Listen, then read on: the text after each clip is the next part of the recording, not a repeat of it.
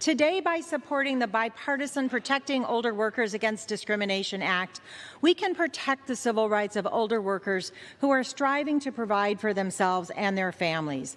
According to recent data from the Census Bureau and the Bureau of Labor Statistics, the percentage of retirement age Americans in the labor force has doubled since 1985. Unfortunately, age discrimination in the workplace remains disturbingly pervasive.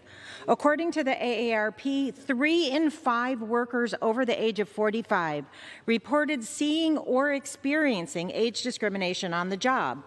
Americans are living and working longer, and we must do all we can to protect them from discrimination. My home state of Oregon has one of the most rapidly aging populations in the country. And I've heard from workers, many in the technology industry, who believe they have been dismissed or denied employment because of their age. My office has helped older workers who have filed age discrimination complaints at the Equal Employment Opportunity Commission, but the burden and the outcomes are very uncertain. In 1967, Congress passed the Age Discrimination in Employment Act, or ADEA, to prohibit age discrimination in the workplace and to promote the employment of older workers.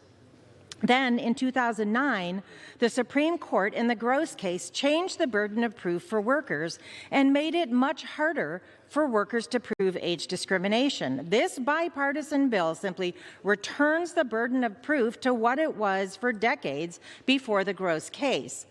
I joined Chairman Scott and Congressman Sensenbrenner in reintroducing the bipartisan Protecting Older Workers Against Discrimination Act to amend the ADEA and our other core civil rights laws, the anti-retaliation provision of Title VII of the Civil Rights Act, the Americans with Disabilities Act, and the Rehabilitation Act of 1973. We need to make our laws clear. Unlawful discrimination in the workplace is unacceptable.